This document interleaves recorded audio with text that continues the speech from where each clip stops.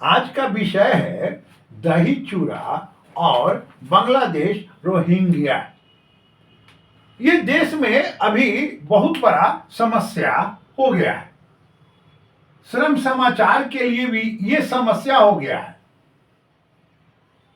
इसका कोई सही आंकड़ा नहीं है, लेकिन 2.5 लाख से 2.5 करोड़ से लेकर 5 करोड़ तक ये घुसपैठिया इस देश में घुसे हुए हैं और विभिन्न जगहों पर हैं। पटना दानापुर में भी कूड़ा चुनने का काम, भवन निर्माण का काम, जितना इस तरह का काम है, भवन निर्माण में समूचा लेबर का काम, अब ये बांग्लादेशी और रोहिंग्या के लोग कम पैसों में ठेकेदार के तहत कर रहे हैं। यहां पर मेरा सरकार के समक्ष ये निवेदन है कि बिहार में 14-15 जनवरी को एक पर्व मनाया जाता है जिसमें लोग दही चूरा और शक्कर खाते हैं। तो अगर सुधा जो यहां पर दूध का, दही का जो बिहार सरकार का उद्योग है, सुधा अगर ये के प्रबंधक अगर ये घोषित कर दे कि इस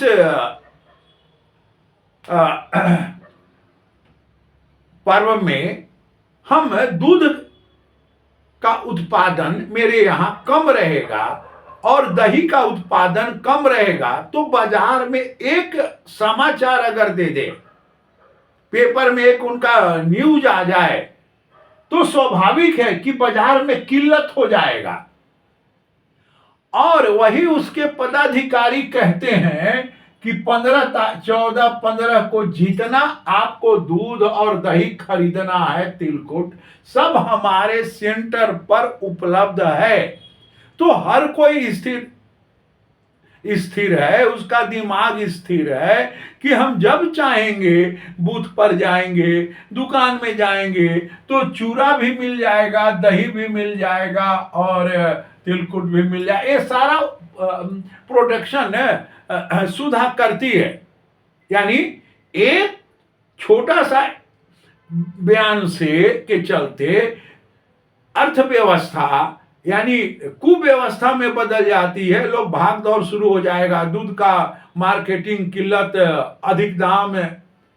तो ठीक उसी मैं यहाँ इस विषय को इसलिए लाया हूं कि अभी बिहार का जो नया साल होगा उसमें ये सबसे बड़ा पर्व हो जाता है।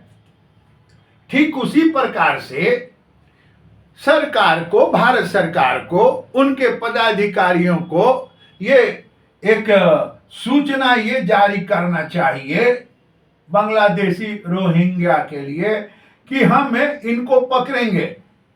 जो भी ये घुसपैठियां हैं, हम इनको कैंप में रखेंगे, इनका नसबंदी करेंगे और इनके औरत मर्द दोनों का नसबंदी करेंगे।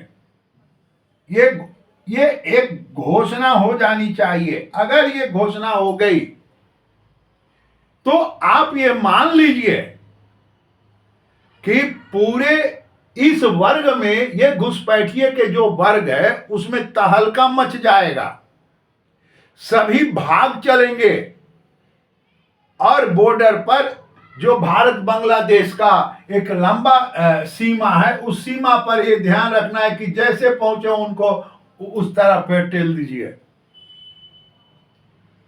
तो मेरा सरकार से निवेदन है कि ये घोषणा सरकार कर दे कि हम इनको कैंप में रखेंगे, इनका नसबंदी करेंगे। देखिए कैसे स्वतः भाग चलेंगे, जैसे दिल्ली के एलजी साहब ने किया है, अन्य राज्यों में शुरू हो रहा है।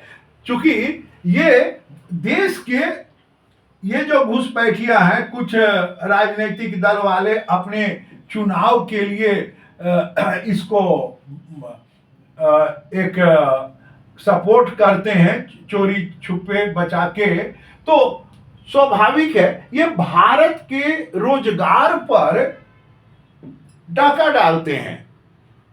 यानी जो काम भारत के नौजवान करेंगे, भारत के श्रमिक वर्ग करेगा, यानी हमारा श्रमिक वर्ग का ये रोजगार खा जा रहे हैं। अतः सरकार से निवेदन है कि जिस तरह से सुधा बूथ का साहब जो होता है वो एक क्लिप जारी करते हैं और कहते हैं कि दही चूड़ा का कोई कमी नहीं है, तो स्वाभाविक है कहीं कुछ नहीं।